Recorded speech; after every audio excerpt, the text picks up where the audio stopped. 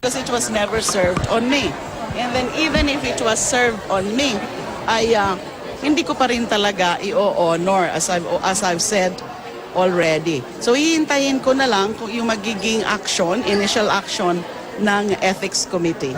Kahit may bantang ipaaresto siya kung hindi tutugon sa inisyong show cause order ng Kamara, hindi raw ito kikilalanin ni Senadora Leila De Lima. Noong Martes pa ibinigay sa Senate Secretariat ang kautusan. Ito'y para magpaliwanag ang Senadora kung bakit hindi siya dapat ipakontempt matapos niyang sabihan ng kanyang dating driver bodyguard na si Ronnie Dayan na huwag humarap sa investigasyon ng mababang kapulungan tungkol sa kaugnayan ni De Lima sa droga. Ngayong araw dapat nagpaso ang 72 oras na deadline para sa sagot ng Senadora. Patuloy pang kinukuha ng GMA News ang panig ng pamunuan ng Senado at Kamara. Hindi rin sinipot ni De Lima ang preliminary investigation ng Department of Justice sa ilang reklamong iniharap sa kanya kaugnay sa kalakalan ng droga sa Bilibid.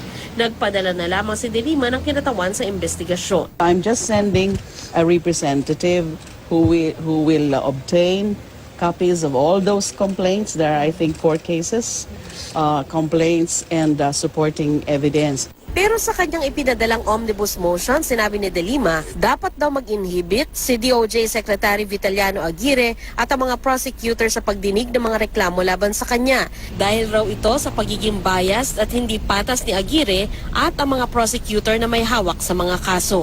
Dapat daw ipasa na ang mga reklamong ito sa Office of the Ombudsman para maimbestigahan. Kanina, binigyan ng 5-man panel ng DOJ si De Lima ng hanggang December 21 para magsumite ng counter affidavit para sagutin ang mga paratang. 4 na kaso ang kinakaharap ni De Lima sa DOJ. Ang graft at drug charges na isinampa ng Volunteers Against Crime and Corruption at kapareho mga kasong isinampa ng mga kasalukuyan at dating opisyal ng NBI at ng Bilibid inmate na si JB Sebastian. Matatandaang isinisi kay De Lima ang umunoy paglaganap ng illegal na droga sa Bilibid. Tumanggap din umano ito ng suhol mula sa ilang convicted drug lords gaya ni Sebastian. Pero itinanggi ni De Lima ang paratang at sinabing government asset daw si Sebastian, bagay na itinanggi nito. Si De Lima rin ang sinisisi ni Sebastian sa umunoy tangkang pagpatay sa kanya sa Bilibid nang i-anunsyo nitong isa siyang government asset. Kanina, dumalo si De Lima sa forum kaugnay sa death penalty sa UP College of Law. Sandra Aguinaldo, GMA News. People of the Philippines. Thus, that is the question we are here to try to answer today. It is not simply whether we are pro or anti-death penalty. The question is deeper than that. We have to ask ourselves, what is it that we value above all?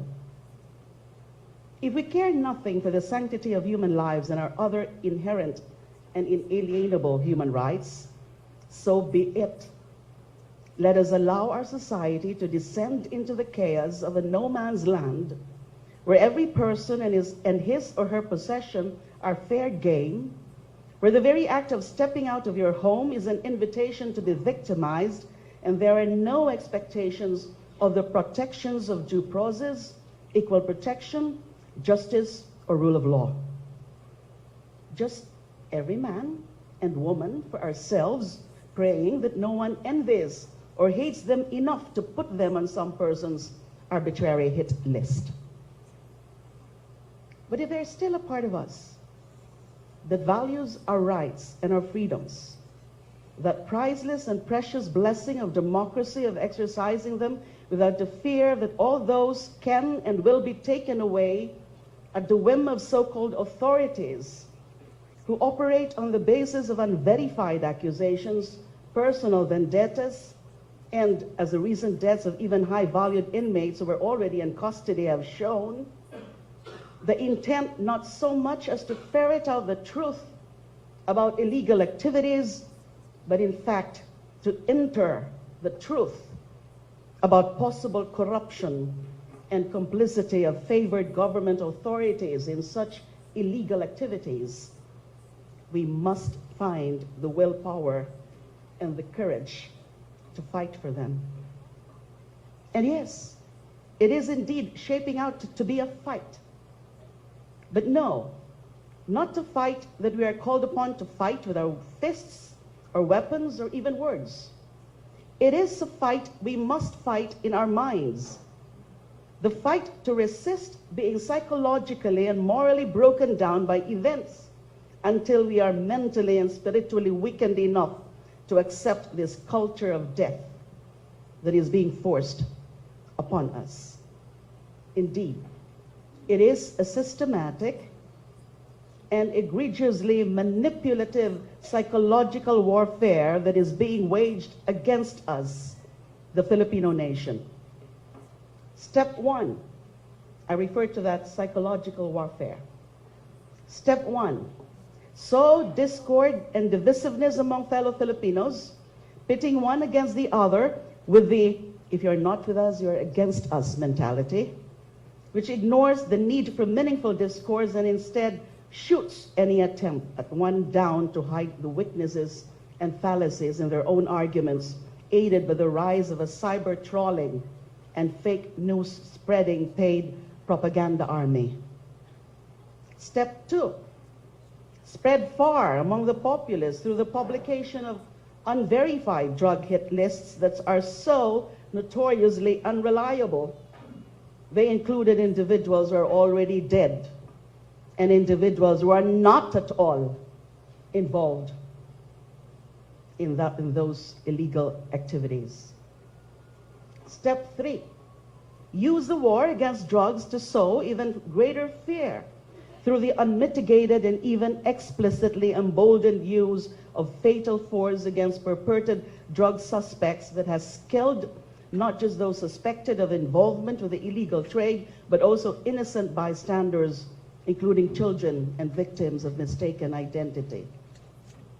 Step four, use the war against drugs to slowly chip away the people's expectation of respect and protection for their rights, including through questionable practices associated with warrantless searches and arrests, and further erosion of such expectation by threats of declaration of a national state of emergency and suspension of the writ of habeas corpus. Step five, revise the history of Philippine democracy by giving a hero's burial to the dictator whose martial law regime saw not just rampant corruption, but also heinous and gross violations of human rights, including thousands of victims of torture, summary execution, and forced disappearances, politically motivated arrests and imprisonment in an attempt to obscure the line between out-and-out despotism and heroism, thus paving the way for the re-emergence of a similar blight to our democratic way of life. Step six, a series of disturbing events that appear to be paving the way for the declaration of martial law, but he just called it a stupid, or at least the suspension of the privilege of the writ of habeas corpus, and I know why he called it stupid. All of these things, which by themselves are already far from innocuous, when taken together, attain an even greater level of insidiousness that only hints at the true horror that lies in wait for us. They are intended to slowly but surely break us down, to make us receive death as not just the only workable solution to all of our nation's woes, but even the better one, quote unquote. It is as if they're making us complicit in their crimes by making us accept such an imperfect and truly ineffective, quote unquote, solution as capital punishment is the more acceptable solution than this spate of extrajudicial killings, when extrajudicial killings are even worse than death penalty. And how are they making us accept this? By wearing us down with all the killings that are taking place in our midst on an hourly basis. 1.58 deaths every hour, or 38 deaths a day, to be exact. The more desensitized we are to the death of our fellow human beings, the less shocking these occurrences become, the more accepting we are of judicial killings, perhaps thinking that the latter is the lesser of two evils and hence acceptable to a civilized and democratic society that is supposedly governed by the rule of law. Make no mistake, however, that the revival of the death penalty is nothing more than the veritable, desperate last stand of a tired old narcissist who likely realizes that his temperament, skill set, and parochial approach to governance, which includes his own brand of patronage politics and kumpare system, are ill-suited and frankly incapable of finding real and lasting solutions to the problems of the country he swore to serve. Thus, to hide his incompetence and failure, his go-to recourse has been to impose final solutions upon the very people he was entrusted to serve and protect, hoping that we are stupid and naive enough to mistake the body count for real accomplishments. Yet, the primary argument for death fails. It is not a deterrent. To quote Flagg's own primer on the death penalty, quote, "Deterrence is not a function of the penalty's severity, but more a function of the certainty of prosecution and punishment. Very few criminals, if any, consider the penalty in the commission of crimes. What they consider is that they are not caught, and if they are caught, that they can be acquitted. The death penalty does not necessarily determine whether the crime will be committed or not, as there are other factors that come into play, such as need brought about by poverty, environment, education, and values," end of quote. The deterrence effect is not something that will be achieved by slapping the severest punishment on people.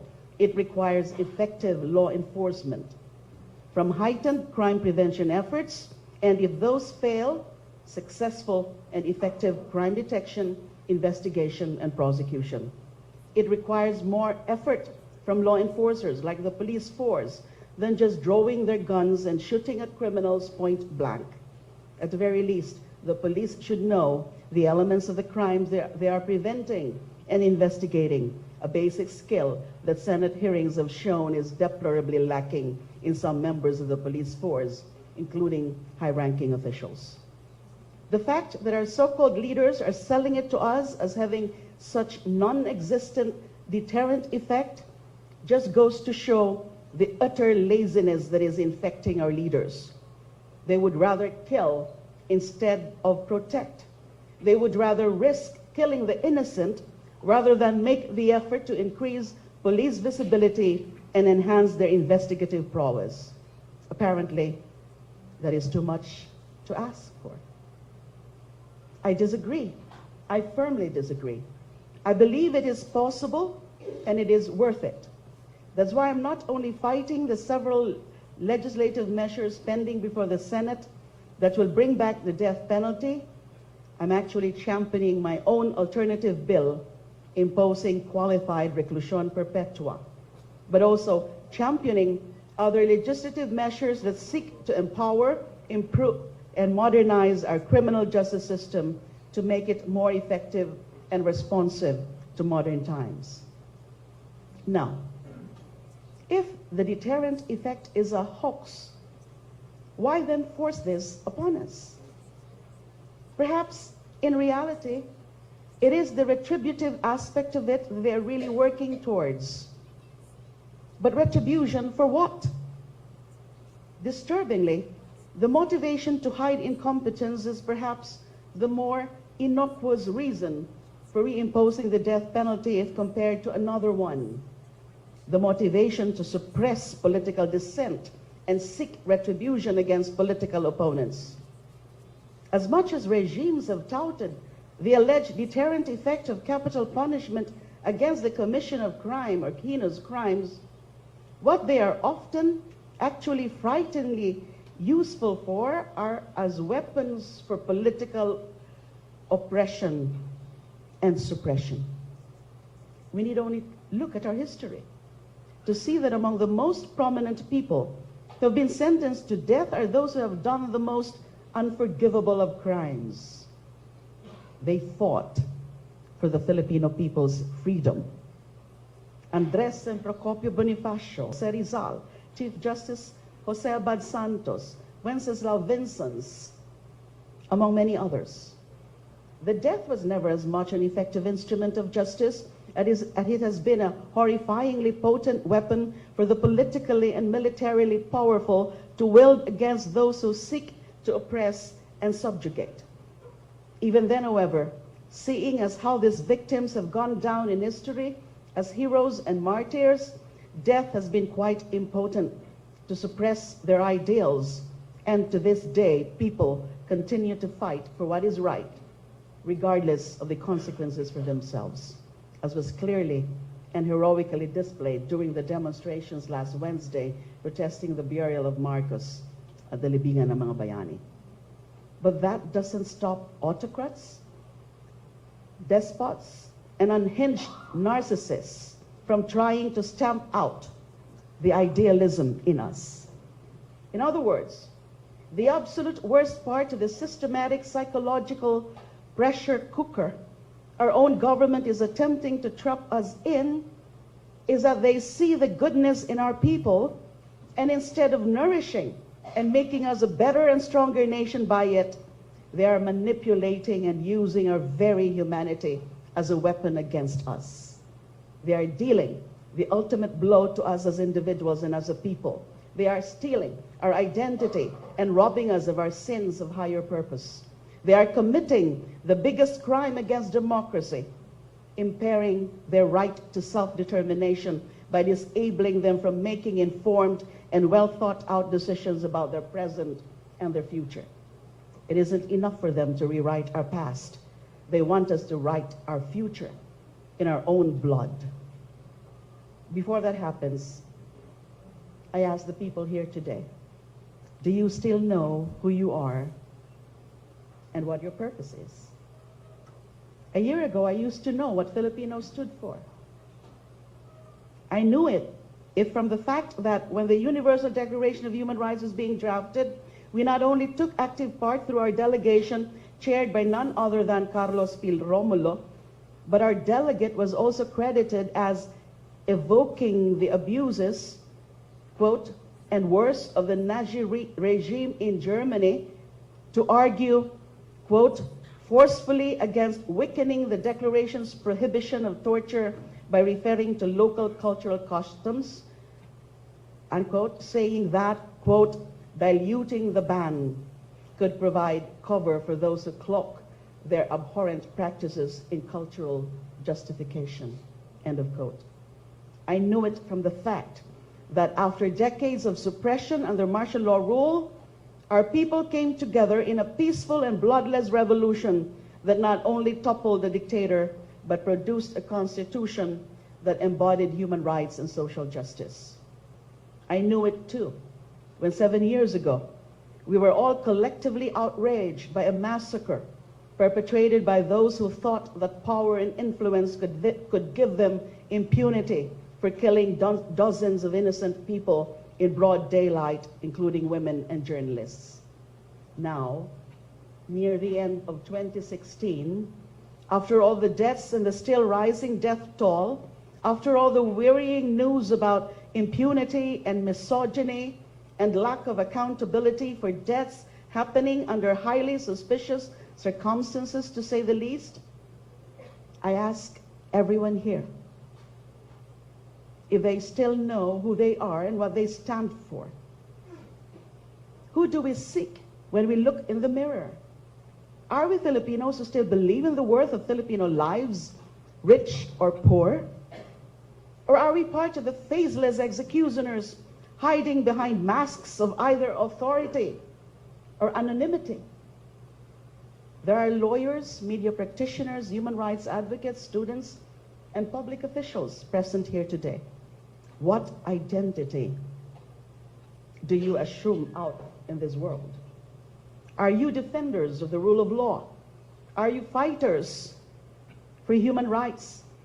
Or are you among those who are already broken down that you are now prepared to surrender your humanity to those who would not just destroy it, but also use it, destroy others? Are you now just another cog in this murderous machine? Can you still stand up and say that you are not your government? Or are you ready to accept defeat.